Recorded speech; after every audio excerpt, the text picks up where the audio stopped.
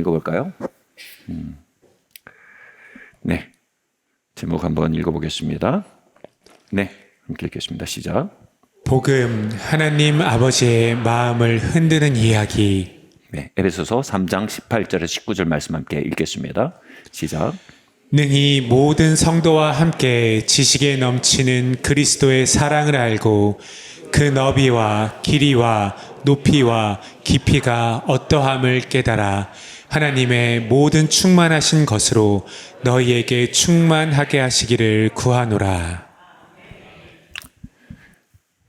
지난주에 저희 아주 좋은 그 선배님이시죠. 또 우리에게 큰 은혜를 끼쳐왔던 우리 제임스 조던 목사님이 소천하셨어요. 이분은 저에게 중요한 영적 선배일 뿐 아니라 굉장히 또 좋은 친구셨습니다. 그분은 하나님 아버지의 마음 사역의 계시를 저에게 나누어 주어서 제 삶과 또 이 교회의 중요한 터전이 되었습니다. 그런데 그분과 이 친구가 되게 된 아주 중요한 계기가 있었습니다. 그분은 굉장히 모험을 좋아하는 분이에요. 그래서 뉴질랜드에 사시는데 산에 들어가서 2, 3주씩 혼자 캠핑하는 아주 비범한 분입니다. 근데 우연하게 그런 대화를 나누고 있었는데 저도 할 말이 있었어요. 모험이라는 거에 관해선. 그래서 제가 그 얘기를 하시길래 제가 안나푸르나에 가서 트레킹한 경험을 얘기했습니다. 그러니까 그분의 눈이 반짝거리기 시작했어요. 그래서 서로의 모험의 이야기를 부르며 정말 아이의 설렘이 그분에게서 막 흘러나오고 저도 그렇고 그러면서 좋아하는 이야기를 통해 서로의 마음이 열려 연결되었습니다. 그리고 그렇게 형성된 우정을 통해 그분이 가지고 있던 귀중한 영적인 영감들, 유업들이 쏟아부어진 계기가 되었습니다. 사실 코로나 끝나면 같이 캠핑 가자 했는데 좀 무서웠어요. 2주 동안 어떻게 들어가지 했는데 캠핑 가자 했는데 돌아가셔서 너무 아쉽습니다. 여러분 사람마다 각자 뜨거워지게 하고 마음을 열게 하고 또 마음을 부드럽게 만드는 어떤 고유한 이야기들이 있습니다. 레저 스포츠일 수도 있고 추억일 수도 있고 고향 얘기일 수도 있고요. 각자의 마음을 꺼내게 만드는 이야기가 있습니다. 그러면 하나님께는 어떤 이야기가 그런 이야기일까요? 하나님께는 그분 아들 예수 그리스도의 이야기가 바로 그러한 이야기입니다. 자식을 잃으면 부모의 마음의 시계는 거기서 멈춘다고 합니다. 10년이 지나도 20년이 지나도 어제와 같이 그 일은 영사기처럼 마음에 돌아간다고 해요. 하물며 하나님 아버지께는 하루가 1000일 같고 1000년 같고 1000년이 하루 같습니다. 영혼을 사시는 그분에게 2000년 전 그 아들 예수 그리스도가 십자가에 돌아가신 그 이야기는요, 바로 전 일과 같이 그분의 마음속 깊은 곳에 있는 가장 소중한 이야기입니다. 예수 그리스도의 오심과 죽으심과 다시 사심의 이야기. 이 이야기를 뭐라고 합니까? 복음이라고 합니다. 하나님은 그 아드님의 이야기를, 십자가의 이야기를 소중하게 받아들이는 이들을 소중하게 받아들이십니다. 그 아들의 이야기에 경청하는 이들의 기도를 경청하십니다. 그 아들의 이야기를 위해 사는 자들을 위해 싸우십니다. 그 예수 그리스도의 이야기는 그분의 마음과 모든 것을 여는 열쇠입니다. 그 이야기를 마음속 깊이 받아들이는 자들을 하나님은 구원하시고 그분의 나라로 받아들이십니다. 이 자리에 우리가 예수 그리스도의 이야기를 나누고 듣고 그것을 경청하고 묵상할 때 하나님은 하나님의 충만한 것으로 이 자리에 쏟아 부으실 것임을 저는 믿습니다. 그래서 이사야서 53장은 이렇게 말하고 있습니다. 함께 읽겠습니다. 시작. 우리가 전한 것을 누가 믿었느냐? 여호와의 팔이 누구에게 나타났느냐? 네, 여기까지 한번 읽어볼게요. 우리가 전한 것을 누가 믿었느냐? 여기서 전한 이야기가 바로 예수 그리스도의 죽으심의 이야기입니다. 하나님 아버지의 마음속 가장 깊은 곳에 있는 그 이야기를 누가 귀 기울여 듣느냐? 누가 그것을 소중히 여기느냐? 누가 그것을 믿느냐? 그리고 뒤에 번역이 원래 번역으로 보면 이렇습니다. 누가 그것을 믿었느냐? 여호와의 팔이 그들에게 나타나느니라. 여호와의 팔이란 말은요, 성경의 맥락에서는 하나님의 방문하신, 즉 하나님의 임재와 하나님의 능력을 말합니다. 누가 하나님이 찾아가십니까? 어떤 그룹에게 하나님이 임재하십니까? 어떤 인생에, 어떤 그룹에 하나님의 능력의 오른손으로 일하시고 건지시고 회복하시고 인도하십니까? 그분이 소중히 여기는 그 이야기를 믿는 자들, 그 이야기를 경청하는 자들에게 하나님은 당신의 팔을 나타내신다라는 선언으로 이사야서 53장이 시작됩니다. 계속해서 한번 읽어볼까요? 그가 찔림은 우리의 허물 때문이요 그가 상함은 우리의 죄악 때문이라. 그가 징계를 받음으로 우리는 평화를 누리고 그가 채찍에 맞음으로 우리는 나음을 받았도다. 우리는 다 양 같아서 그릇 행하여 각기 제 길로 갔거늘 여호와께서는 우리 모두의 죄악을 그에게 담당시키셨도다. 아멘. 여호와께서는 우리 모두의 죄악을 그에게 담당시키셨다. 이 담당시키셨다는 히브리어를 보면 부딪혀 멈춰 세웠다라는 어감입니다. 우리의 인생에는 덤프트럭처럼 덮쳐오는 죄들이 있습니다. 그리고 죄에 따르는 심판과 저주들, 그리고 그 심판과 저주의 결과로 남은 삶에 어그러지고 깨어지고 찌그러진 흔적들, 이 삶의 크고 작은 병듦들, 깨어짐들이 있습니다. 이것들은 우리의 삶을 습격하는 덤프트럭처럼 돌진해 오고 있습니다. 누군가 그것을 멈춰 세우지 않으면 그것은 우리 모두를 짓밟고 지나갑니다. 예수 그리스도께서 바로 그 덤프트럭에 몸을 던져 세우셨다라는 뜻입니다. 그것을 막아서고 당신의 몸을 찢고 피를 흘려 그것이 우리의 삶을 덮치지 못하도록 대신 들이받치셨다라는 게 담당시키셨다라는 히브리어의 원래 어감입니다. 이 이야기를 조금 더 경청하고 분석해 보겠습니다. 그분의 찔림은 우리의 허물 때문입니다. 이 허물은 우리가 하나님께 의식적으로 무의식적으로 거역하는 모든 삶의 방식을 말합니다. 당연히 하나님의 거룩의 기준을 위배하는 삶의 방식들을 말하고요. 그분의 영광과 그분의 이름과 그분의 존엄을 합당한 방식으로 대우하지 않고 합당한 방식으로 모시지 않는 무관심을 말하기도 합니다. 이 우리의 죄는 이어지는 죄악의 이유가 됩니다. 죄악은 뭘까요? 하나님에 대한 모든 거역은 결국 의식적으로 무의식적으로 하나님의 통치가 아닌 사단의 통치를 선택하는 것입니다. 죄악이란 말은요, 우리의 죄, 잘못된 선택의 결과로 우리의 삶에 펼쳐지는 파괴와 압제를 말하는 것입니다. 이것을 신명기에서는 저주라고 말합니다. 그 신명기 28장부터 쭉 나오는 저주 목록, 즉 하나님을 떠남으로 말미암아 우리의 삶에 펼쳐지는 파괴와 깨어짐의 목록을 보다 보면 너무 실제적이고 너무 구체적입니다.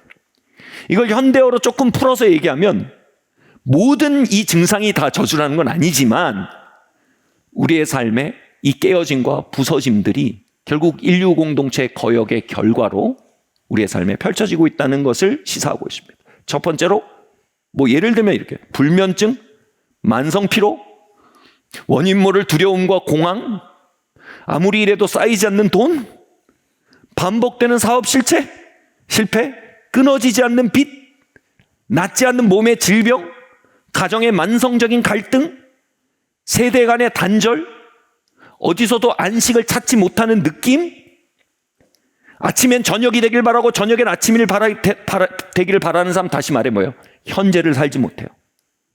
언제나 과거의 후회와 미래에 대한 염려에 있지 현재를 살지 못하는 삶. 이것이 뭐예요? 인간이 하나님을 거역함으로 말미암아 하나님이 의도치 않았던 파괴가 우리의 삶에 열매 맺히는 현장들이라고 설명하는 것입니다. 이걸 다 합쳐서 뭐예요? 죄악이라고 번역하고 있습니다. 그분이 우리의 죄악 때문에 징계를 당하셨대요. 우리의 거역들의 트럭, 그 뒤에는요 징계라는 트레일러가 달려있고요. 그리고 마지막에 뭐예요? 바로 깨어짐들에 대해 말합니다. 그 저주의 목록 뒤에 오는 삶의 깨어진 흔적들, 망가진 삶의 자죽들, 이 모든 것을 위해 주님께서 죽으시고 채찍에 맞으시고 십자가에 찢겨지셨다는 겁니다. 그것이 우리의 죄와 허물과 저주를 위한 것임을 누가 믿었느냐? 그것을 나의 이야기이며 나를 위한 죽음이며, 그 이야기는 오래된 옛 이야기 아니라 오늘 나의 삶의 새로운 돌파구를 여는 가장 소중한 보배로서 받아들이는 자들, 그들이 어디에 있느냐? 그들에게 여호와의 손이 나타나느니라 라고 말하며 이사야서 53장이 시작되고 있는 겁니다. 하나님이 찾으시는 그들 되시길 바랍니다. 하나님 찾으시는 그들이 바로 이 자리에 모여있기를 바랍니다. 우리 김대민 목사님의 장인 어르신, 즉 정혜성 사모님의 아버지가 오래전에 심각한 간경화의 문제를 가지고 있었습니다. 거의 생명이 위험할 정도였습니다. 서울의 병원에 이제 진료와 치료를 위해 올라오신 김에 저희 교회 수요예배 들리셨습니다. 아주 오래된 일입니다. 그 모임에서, 그 예배에서 저는 이사야서 53장 정확히 이 말씀 선포하고 있었어요. 누가 이것을 믿었느냐? 그들에게 하나님의 손이 나타나느니라.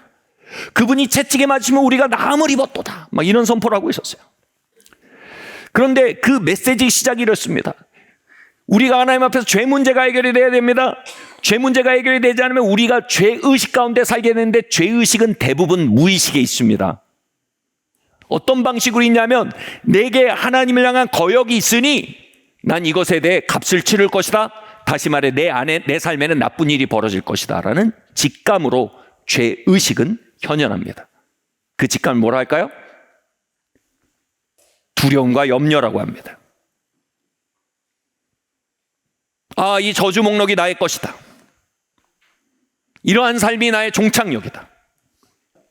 나쁜 것에 대한 기대, 이것을 두려움이라고 합니다. 두려움 너머에는 무의식이지만 가장 강력한 힘인 죄의식이 있습니다. 죄의식의 뿌리에는 하나님과 우리의 사이에 끊어짐이 있습니다.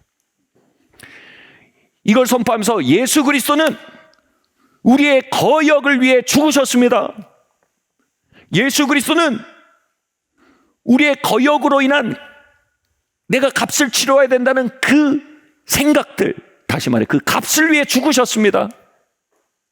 그러므로 우리는 이제 거역으로 인한 대가를 기대하는 것이 아니라 예수님의 은혜로 말미암는 축복을 기대할 수 있습니다.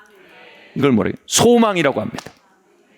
하나님이 우리를 회복시키실 것이다. 하나님 우리와 함께 하실 것이다. 하나님 우리를 일으키실 것이다. 하나님 우리를 치료하실 것이다. 하나님이 우리를 회복하실 것이다. 여러분이 이 이야기를 여러분의 이야기로 받아들일 때 여러분 안에 낯선 소망이 시작됩니다. 나 이렇게 설교하고 있었어요. 그런데 그 이야기를 자기의 이야기로 꽉 받아들인 이가 있었으니 바로 우리 김대인 목사님 장인 어르신이었어요. 눈에 반짝반짝한 생기로 그 이야기를 듣고 있는 거예요. 이걸 뭐예요? 믿음이 들어간 거예요.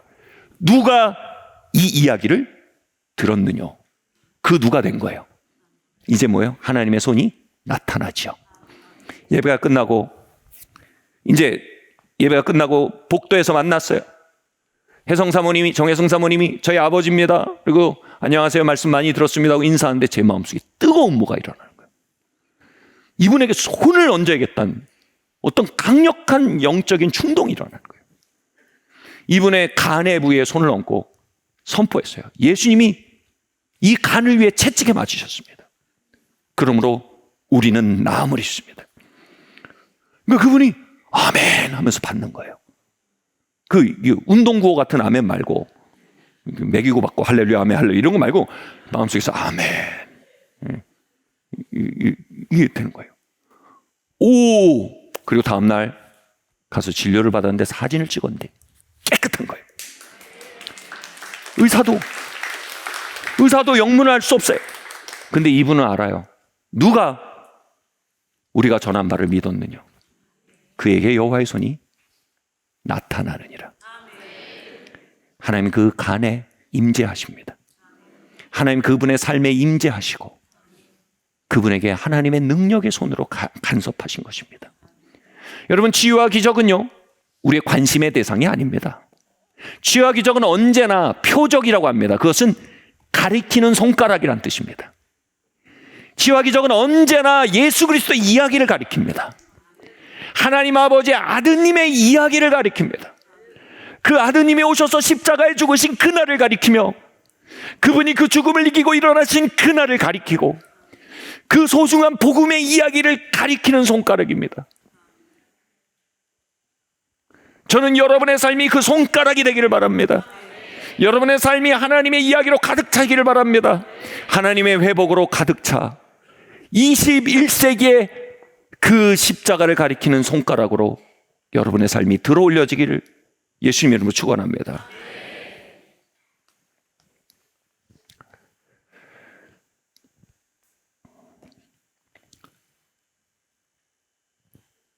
오늘도 우리 김대인 목사님 장인 어르신처럼 우리의 삶의 이야기를 그 아드님 예수 그리스도의 이야기, 이사야서 53장의 이야기와 포개어 믿는 자들,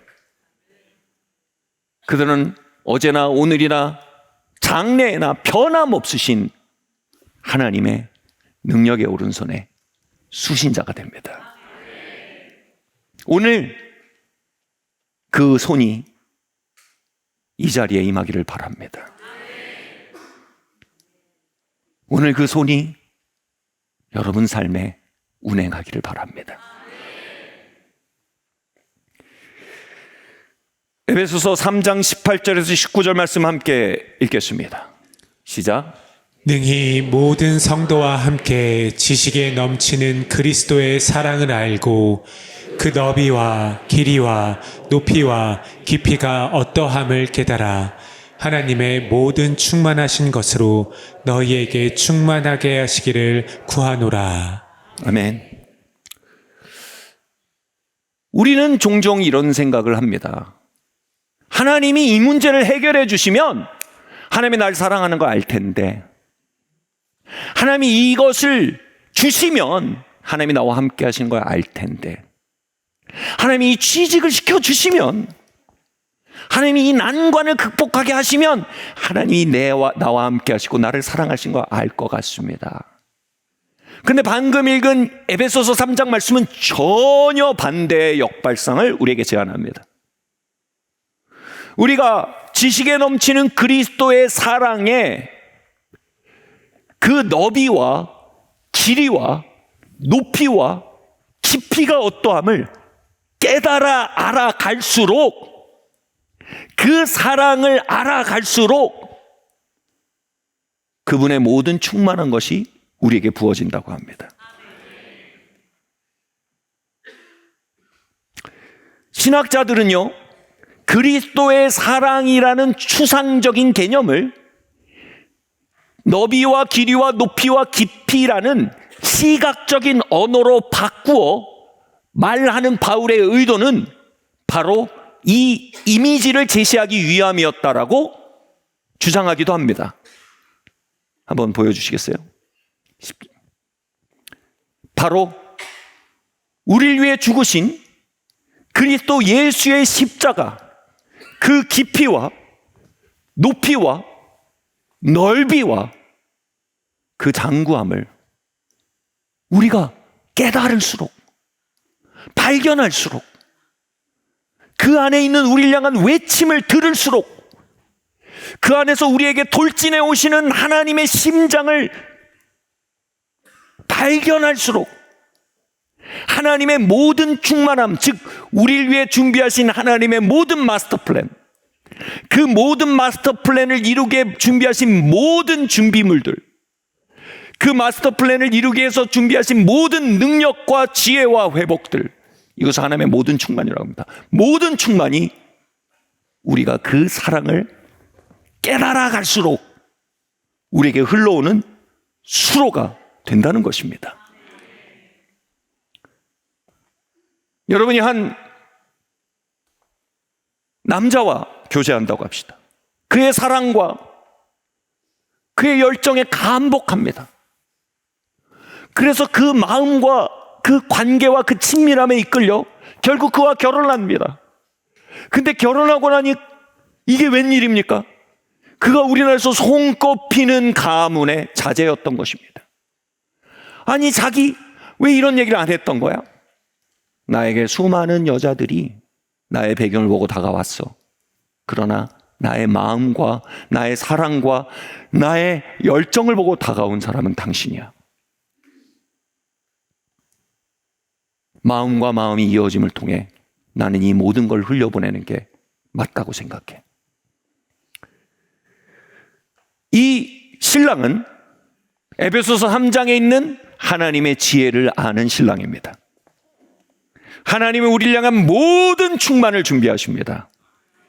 그러나 그 충만은 그 사랑의 깊이와 높이와 길이와 넓이를 발견하고 인식하고 우리의 이야기에 다가오는 그분의 이야기로 포개기 시작할 때 그 일을 통해 펼쳐져 나온다는 것입니다. 아멘. 예, 목사님, 저는 그 사랑 압니다. 하나님은 온 인류를 사랑하시죠. 그럼 된 거 아닙니까? 그 이야기가 전혀 아닙니다. 하나님이 이 시간 이 자리에서 여러분 각자를 이러한 방식으로 사랑하고 계심을 발견하는 것입니다. 이렇게 설명하겠습니다. 제가 이 설명하기에 굉장히 좋아하는 이야기를 사용하도록 하겠습니다. 밥소르기라는 목회자이자 찬양 인도자가 있습니다. 이 사람은 굉장히 영향력 있는 목회자이자 찬양 인도자였는데 어느 날 작은 큰 복잡하지 않은 성대 수술인데 이 수술을 했는데 의료사고로 목소리를 잃어버립니다. 그래서 설교자가 15분 동안 이 정도 목소리로 말하면 2, 3일 동안 아무 말도 할 수 없을 정도로 목이 막혀버립니다. 찬양인도는 꿈도 꿀 수가 없습니다. 아이들과 대화도 할 수가 없습니다. 그는 목회자로서, 아버지로서, 남편으로서 무너져 내리기 시작합니다. 가장 큰 고통은 그가 가졌던 신학과 신앙이 위협받기 시작했다는 겁니다. 하나님은 나를 사랑하시나? 하나님이 계신가? 하나님은 나를 인도하고 계신 거 맞나? 하나님 나를 지키신 건가? 그 의료사가 벌어질 때 하나님은 어디에 계셨던 건가? 그의 존재적 흔들림을 배려한 교회에서는 목회자였던 그에게 안식 기간을 줍니다. 그래서 그것을 회복할 수 있도록 몇 달 정도, 6개월인가 6개월인가를 휴가를 줍니다. 이제 그는 주일날 예배를 가도요, 사람들을 제일 안 오는 예배, 막 아침 7시 예배 이런 데 가가 주일날, 왜냐면 사람 만나는 게 너무 힘든 거예요. 딱 드리고 집에 와서 이제 하는 게 그겁니다. 성경을 보면서 어떻게든 말씀 하나 받으면 그걸로 하루 버티는 거예요. 근데 그 주일 따라 말씀을 보는데 까만 건 글씨요 하얀 건 종이라 아무것도 들어오지 않아요. 그냥 황량한 사막 같아요. 기도를 해도 그냥 빈방에 나 혼자 있는 거지, 하나님의 임재와 뭐 하나님의 음성과 그분의 영감은 찾아볼 길이 없는 거예요. 하나님 말씀과 임재까지 거두시면 내가 이거 어떻게 삽니까? 그렇게 휘청이고 있는 주일 오전 어느 날, 평생 해본 적 없는, 어쩌면 발칙할 수도 있는 생각이 갑자기 딱 떠오릅니다. 그래, 내가 크리스찬으로 사서 평생 못 해봤던 일, 주일날 야구장 가는 일을 한번 해볼까? 그 야구장 가야겠다. 그래서 그는 그의 자녀들을 데리고 얘들아 야구장 가자 그랬겠죠. 야구장을 데리고 간 겁니다. 그런데 야구장에 들어가 보니 자기 생각이 최악의 생각이었음을 알게 됩니다. 왜요? 그 밝은 햇살이 부서지는 주일 오후 수천 명의 사람이 모여서 환호하고 축제하며 응원가를 부르고 기뻐하는데, 그곳에 앉아 있으니 자신의 음울함과 자신의 고립과 자신의 처지가 더 극명하게 대비되어 부딪혀 올 뿐이었습니다. 그렇게 모두가 난리난 야구장에서 그는 엉덩이를 쭉 빼고 모자를 눌러쓰고 침륜에 빠져 있었습니다. 그러니 마치 그의 표현으로 마귀가 어깨에다가 메가폰을 설치하고 귀에다 소리 지르는 것 같이 말하는 느낌이었대요. 넌 끝났어. 네 사역, 네 인생 여기까지야. 하나님의 보호하심과 인도하심, 그런 동화 같은 얘기를 너는 아직도 믿니? 한 번의 의료사고가 널 여기까지 끌어내렸어. 하나님은 어디 있는 거야? 그 소리가 1회, 2회, 3회 계속 들리는 거예요. 점점 그게 너무 설득력이 있는 거예요. 그 소리가 자신의 영혼을 삼킬 정도가 되었을 때 그는 비명을 지르듯 기도합니다. 하나님, 거기 계시면 절 좀 붙들어 주세요. 하나님, 여기 계시면 이 생각 좀 멈춰 주세요. 하나님, 내 영혼이 떠내려갑니다.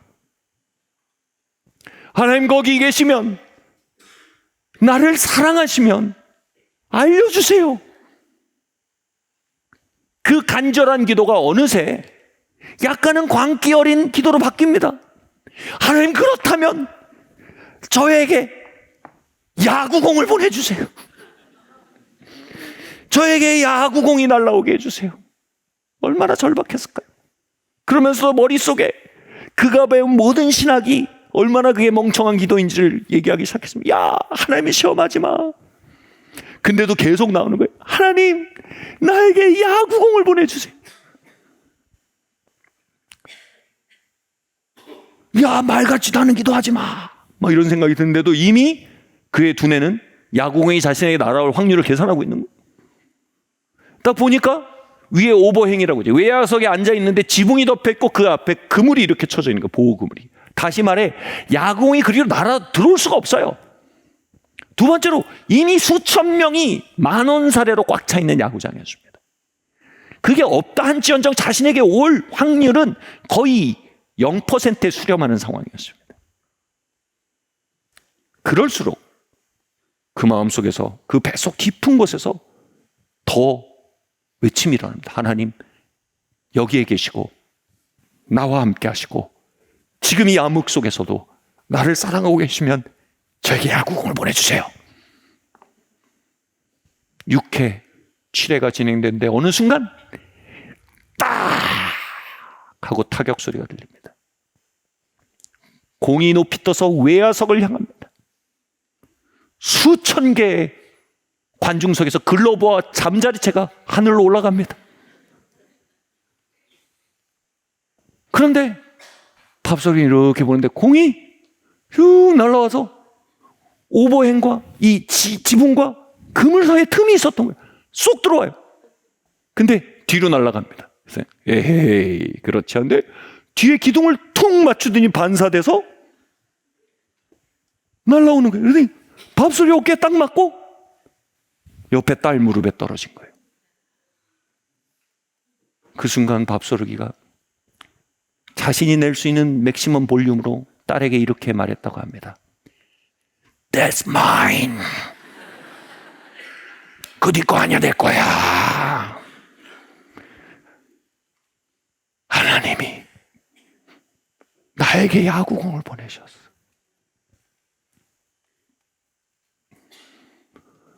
하나님이 나에게 야구공을 보내셨어. 그의 야구공에 눈물이 떨어집니다. 하나님이 나에게 야구공을 보내셨어.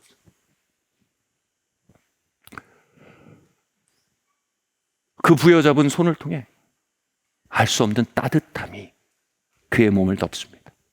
그 따뜻함은 이렇게 말을 걸어오는 것 같았습니다. 아들아, 네 삶은 끝나지 않았어. 나는 거대한 이야기를 이제 시작하고 있단다. 내 아들 예수가 십자가에 죽을 때 부활과 승천과 승리의 장대한 이야기를 계획했듯 나는 지금 너의 이야기를 써가고 있단다.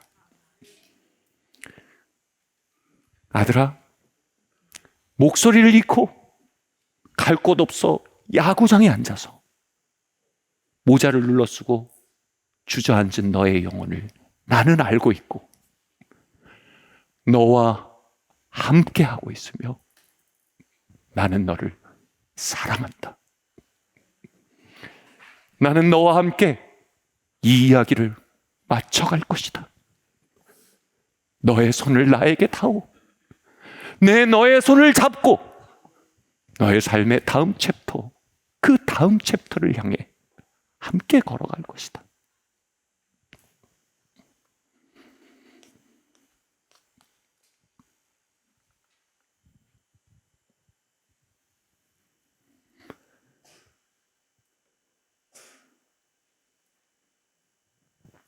십자가의 높이와 깊이와 넓이와 장구함은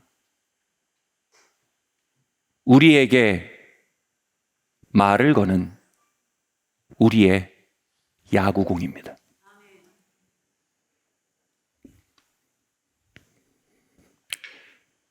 저 넓이는 말합니다. 너희 모두의 이야기를 나는 알고 있다.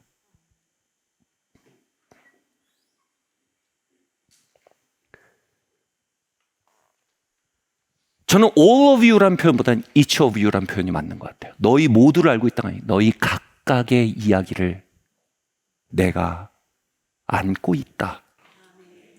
그 사랑의 넓이입니다. 그 사랑의 깊이는 뭡니까? 사람들이 미처 보지 못하는 이야기, 어쩌면 너 자신도 들여다보지 못하는 너의 깊은 이야기를 나는 알고 있다. 그 깊은 이야기와 그 넓은 이야기들을 끌어안아. 그 사랑의 높이는 뭡니까? 내가 부활의 영광으로 그 이야기를 완성시켜 갈 것이다. 이것을요, 이야기를 쓰는 사람들의 표현으로는요, 메타서사와 개별서사라고 합니다. 거대 서사와 개별서사. 거대 서사가 있고요, 그 거대 서사, 거대 이야기에 개별 이야기들이 있습니다. 그럼 개별 이야기들이 거대 이야기와 포개어지며 결국 거대 이야기와 수렴돼 갑니다. 동화돼 갑니다. 그래서 거대 이야기의 일부가 돼 갑니다. 마치 산에서 흘러내려오는 수많은 시냇물들, 어떤 시냇물은 바위에서 나왔고 어떤 시냇물은 나무에서 나왔고 어떤 시냇물은 계곡에서 나왔고 배경이 다 달라요. 근데 그 시냇물들이 하나의 강으로 수렴되어집니다. 이게 메타서사예요. 그리고 그 메타서사가 어디로 가요? 바다로 갑니다. 그게 뭐예요? 완성의 챕터예요.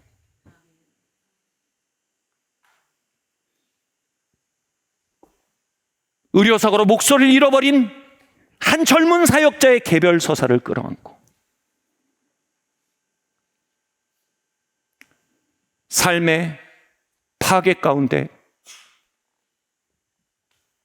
부부관계의 흔들림 가운데 있는 한 부부의 개별 서사를 내 너의 삶의 저주를 위해 죽었다 끌어안고 중독과 파괴적인 라이프스타일을 이기지 못하며 주저앉아 있는 한 청년의 이야기를 끌어안고 내 너의 죄를 위해 죽었다. 노화와 질병의 하강곡선 속에 허무한 삶을 되새김질하는 한 노년의 삶을 향해 손을 뻗으며 말합니다. 내 너의 죽음을 위해 죽었다. 그리고 그 모든 개별 서사들을 끌어안아 그 개별 서사의 깊은 이야기들을 끌어안아 높이를 향해 가는 겁니다. 내 이 모든 이야기들을 십자가와 부활의 메타서사로 써가려고 한다. 이 개별서사와 메타서사를 포기하는 걸 뭐라 그러는지 아세요? 믿음이라고 해요. 누가 아들의 이야기를 믿었느냐? 그들에게 하나님의 손이 나타나느니라. 하나님이 그 개별서사 위에 임재하십니다. 그 개별서사에 간섭하십니다. 그 개별서사를 치료하십니다. 그 개별서사를 진보시키십니다. 그 개별서사에 억눌려 퍼져버린 이들을 일으키십니다. 그리고 십자가의 메타서사, 부활의 메타서사, 그분이 가장 좋아하는 이야기 안으로 우리 모두의 개별서사를 끌어안으십니다. 누가 내 아들의 이야기를 믿었느냐? 누가 내 아들의 이야기를 자신의 이야기로 포기했느냐? 내가 그에게 방문하겠다. 내가 그에게 역사하겠다. 내가 그를 회복하겠다. 내가 그의 저주의 역사를 끊고 축복의 이야기를 써가겠다. 내가 그들의 중독의 역사를 끊고 성화의 이야기, 치유의 이야기를 써가겠다.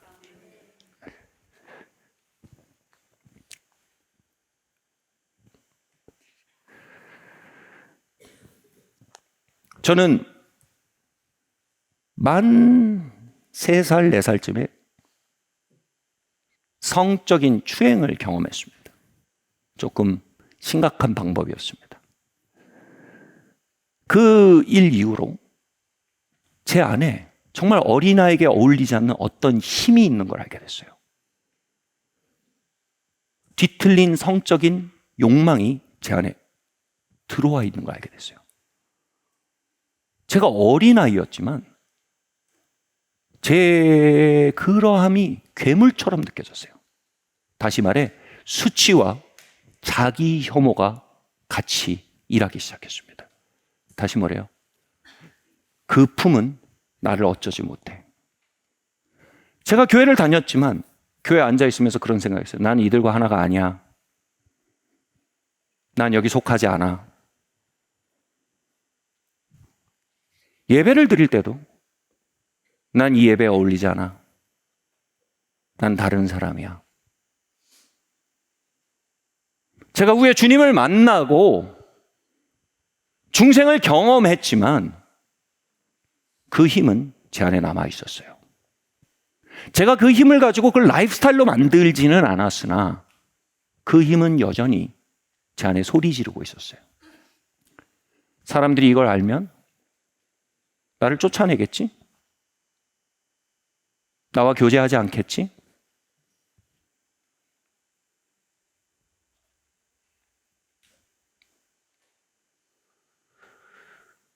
나의 개별 서사에 어느 날 이사야서 53장이 말을 걸어왔습니다.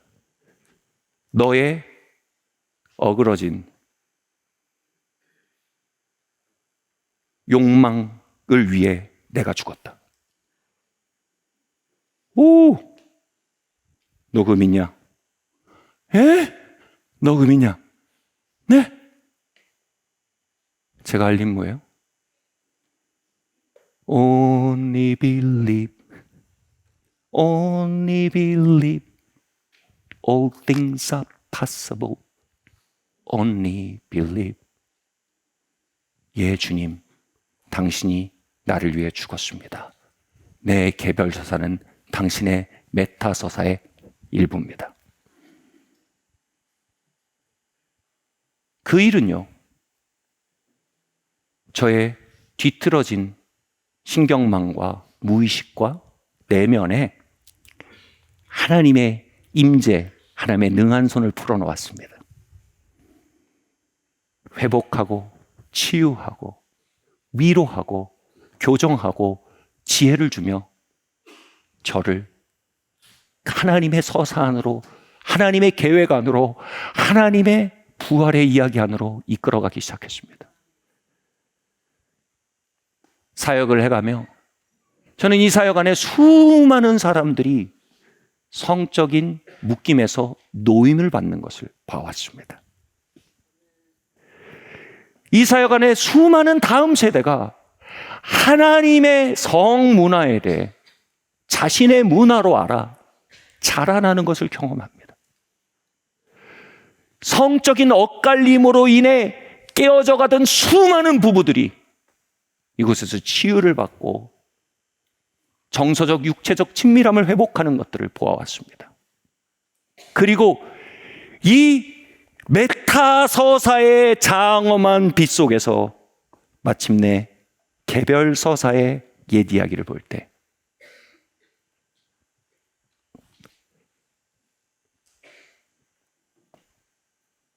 이 모든 것은 하나님이 써가시는 이야기의 일부에 지나지 않았음을 발견하게 됩니다.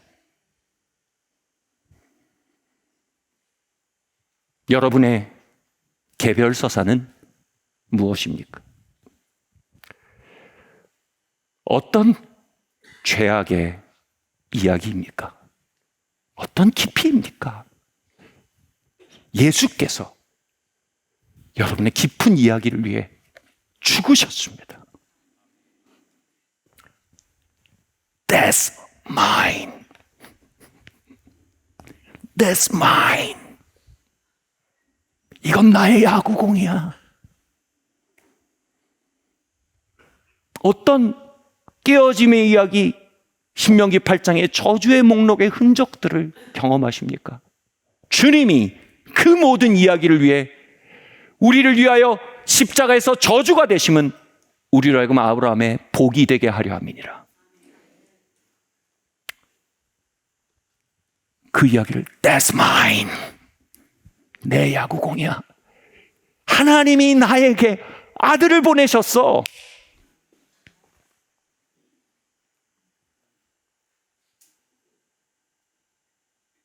여러분의 개별 서사 안에 어떤 깨어짐과 어떤 영혼육의 질병이 여러분을 누르십니까? 예수께서 채찍에 맞으심은 우리로 나음을 입게 하려 함이니라. 총체적인 회복을 말하는 것입니다. 예수의 채찍 맞으심, That's mine. 하나님이 나에게 아들을 보내셨어.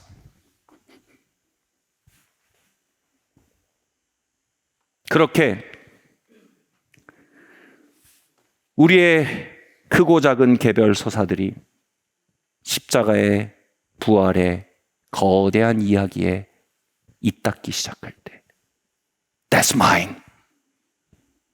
예수님은 나의 것입니다. 십자가는 나를 향한 것입니다. 그분은 나의 죄를 위해 죽으셨습니다. 그분은 나의 저주를 위해 죽으셨습니다. 그분은 나의 회복을 위해 죽으셨습니다. 그분은 나의 구원을 위해 죽으셨습니다. 그분의 아드님의 이름을, 그분의 아드님의 이야기를 경청하고 소중히 하며 자신의 것으로 품는 모든 이들을 하나님은 지켜보지 않으십니다. 일어나십니다. 그들의 삶에 걸어 내려오십니다. 그리고 손잡고 말씀하십니다. 나와 함께 나의 이야기로 너의 이야기를 완성시켜 가자. 그 이야기가 어떻게 되죠? 내 아들 예수가 순환당하고 죽임당했어. 너는 그와 함께 하는 거야. 그러나 3일 만에 내가 그를 일으키고 그를 모든 이름 위에 뛰어난 이름으로 만들었어. 너는 그와 함께 가는 거야. 그리고 그는 승천하여 영원토록 사는 자가 되었어. 너는 그와 함께 가는 거야. 아멘. 오늘 그분이 우리의 개별서사 안에 내려오기를 예수님 이름으로 축원합니다. 오늘 그분의 이야기가 우리의 이야기가 되길 바랍니다. 오늘 그분의 손이 이 자리에 운행하기를 예수님의 이름으로 축원합니다. 자리에서 일어납시다.